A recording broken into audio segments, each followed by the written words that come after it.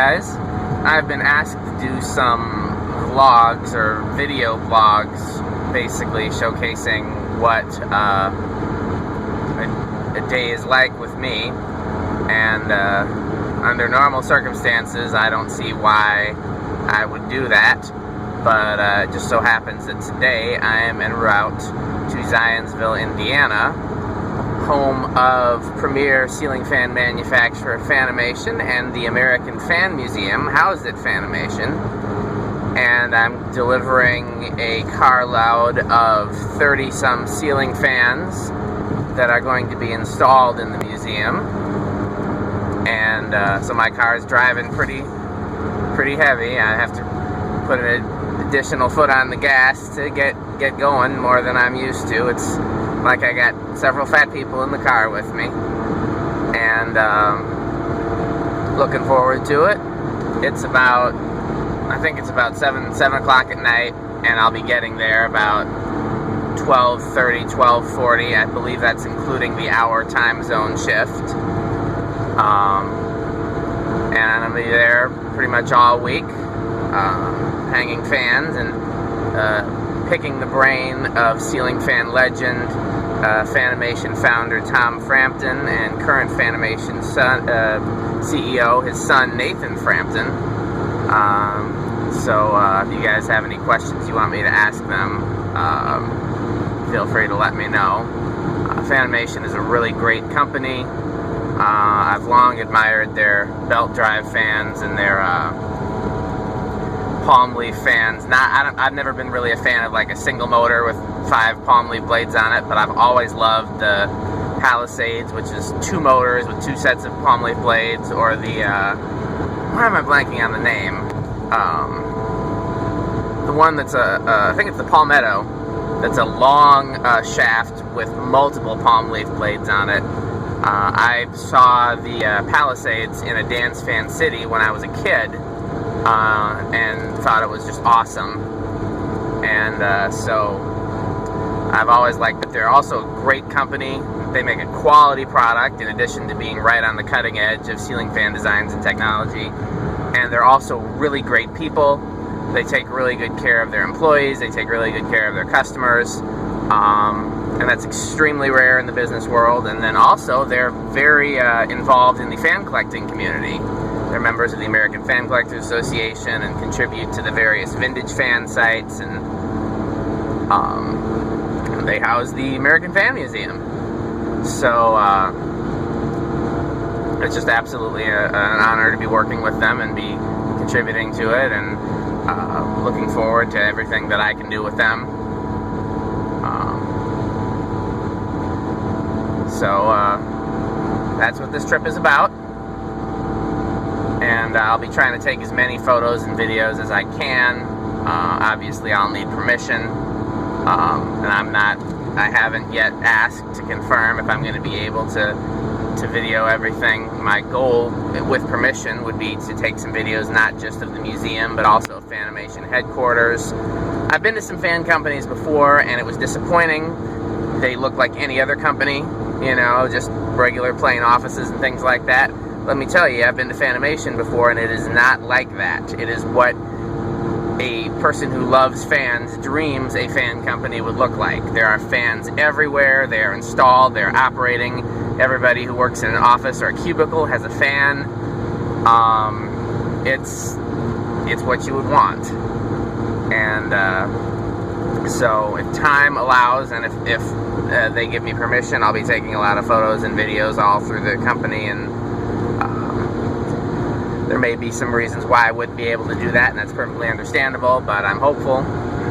Definitely want to take some photos and videos of the work that we do in the museum, and all the new vintage ceiling fans that are going to be a part of it now. And I think that's about it. So I'll be on the road for several more hours, and those of you who know me know that I like taking road trips, and I like doing it at night. You can see it's dark out. I like it when there's less traffic and the bright sun isn't in my eyes. only downside of doing it at night is that nothing is open. I also like to combine it with stopping at Habitat stores and antique stores and fan hunting and looking for cool stuff, but can't have everything. So I guess that's about all the updates you're gonna get. I will try to post some video updates as the week progresses, and I will definitely post whatever photos and videos I'm able to take once all the work is done. So thank you guys for watching. This is my first stop on the trip. This is Oasis in Illinois. These are basically like a rest stop they have. It's on top of the highway, and they have bathrooms and restaurants and coffee and things like that. I just stopped because I had to pee. I've been drinking lots of water and coffee to stay awake. In the 80s and 90s, these oases had dozens of Casablanca Four Seasons ceiling fans in them, polished brass, stencil blades, 48-inch IntelliTouch, and they were really cool vintage installations. They got remodeled sometime in the past 10 years or so, and now they look like this with the big-ass fans. They also have the new Regencies in the subway. So we'll take a quick look at the big-ass fans here, and then I'm going to get back on the highway. I'm making really good time so far. I've already shaved 25 minutes off my drive. No, they're actually not big-ass, they're Macro Air. I don't know if you can see the label on the bottom of it. I can.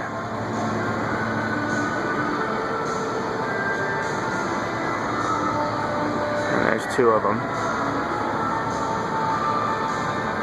So there's many of these oases, you know, dozens of them throughout the state of Illinois. And again, they all had the Four Seasons, but now they all have the Macro Airs. So it's cooler than having no fans at all. Okay, gonna hit the highway and get back on the road. Thanks for staying with me. Hey guys, I'm approaching my hotel, so this will be the last video in the segment for tonight. I made very good time on the drive. I stopped again for gas, and then I lost a little bit of time. I missed my exit getting off the interstate. The GPS said it would be on the right, and it was on the left, and I assume that there was probably some new construction that changed where the exits go. This looks like my hotel here, and boy, that's pretty with the blue lights. I really like that. Oh, that's the GPS. You guys are seeing the GPS. There are blue lights in the hotel. I was seeing blue lights in the camera screen. Is this the turn in? Nope. That's what I get for trying to look in the camera. I turned into the wrong driveway. So, that's why I don't normally do video logs and things like that. But like I said, since it was requested, I'm trying to do it. So, this is the driveway right here. There's all the pretty blue lights. And, well, it looks like a really nice hotel. So that's going to be nice. I don't know what I'll be doing after the office hours close at Fanimation and the museum. I don't know if we'll have stuff to do or if I'll just be relaxing and taking a break at the hotel, but it's nice that it looks like it's going to be a nice place to do so. I don't see any fans in the lobby, so we'll have to change that. So I'll do a video tomorrow morning when I show up at Fanimation, and then, like I said, I'll do lots of pictures and video as we make progress, if I'm able to.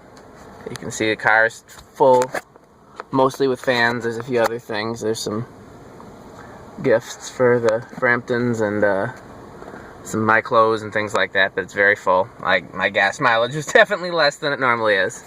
Okay, thanks for watching.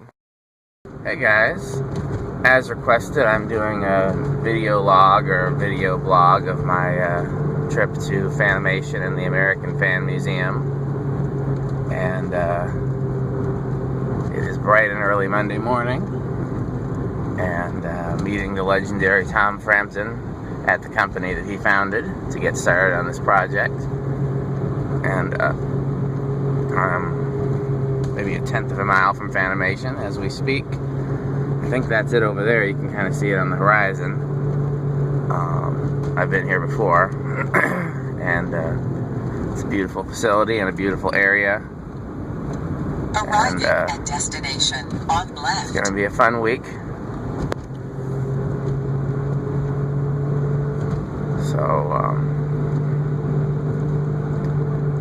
it's very early in the morning, but I have coffee.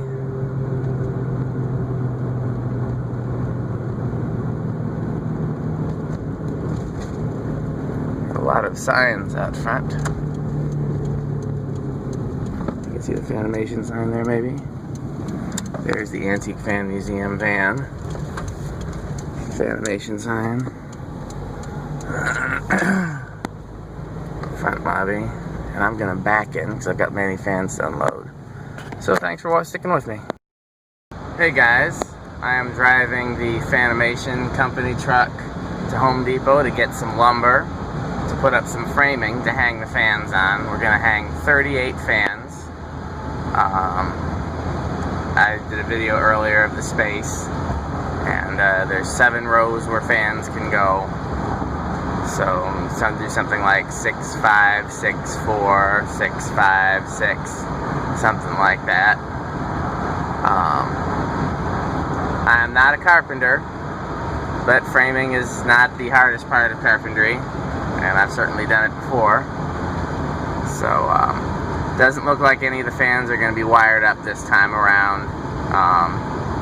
I'll see if I can advocate for that, but they don't habitually wire up anything in the museum for insurance purposes, and certainly don't want to give them any insurance problems. And I think I just passed the Home Depot. I didn't know exactly where it was, so I was just driving around looking for it. They told me it was near my hotel. I think that's my hotel right there. So I can, I think, turn around in here. We'll find out if I can get through there. But that's the update. And it's been a fun morning so far. I met Tom's brother Ed, they're much alike. And I met their brother John.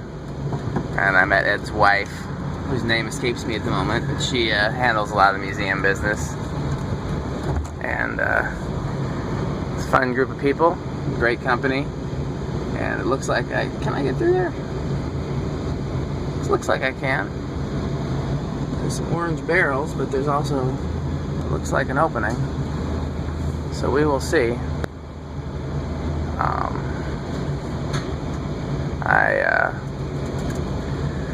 Tom has already told me some cool stories, including the first order of fans they did for TGI Fridays. He was telling me they did not want motors in them at all. They want fans that did not spin, and they wanted it to look like they had flies on the blades, because they wanted it to look like they'd been up there for so long that they had old dead flies stuck to them and stuff like that. Why you'd want that in a restaurant, I don't know, but he was telling me how they put some little bits of paint and cloth and stuff on the blades to make it look like fries. Fries? What am I talking about? I guess it's lunchtime. Flies. So, and Tom is full of stories from the old days in the fan business, and I look forward to hearing a lot more of them. And trying to see where the best place is. I want to do a pull through because I'm not used to driving a big van like this. So I think I'll park over here. And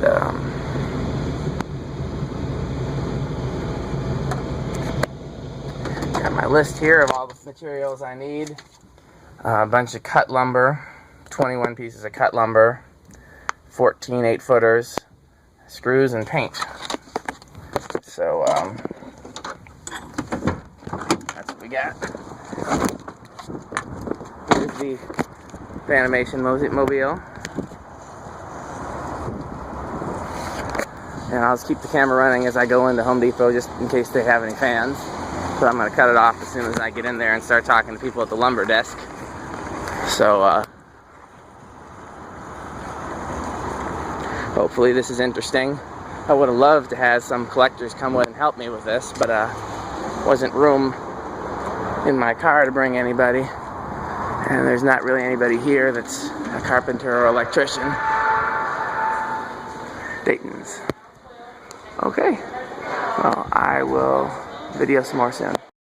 Guys, for those of you who've been following my video log or video blog, I'm not sure what it is, of my trip to Indiana, where I got to work with Fanimation in the American Fan Museum.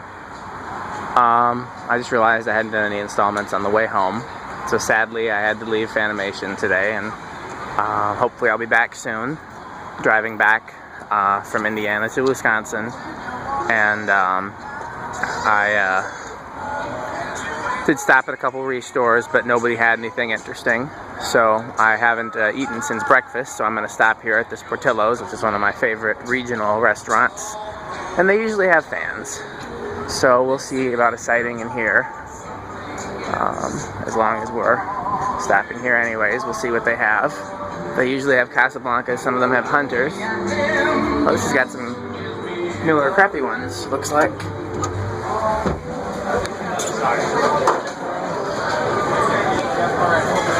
are the Menards ones.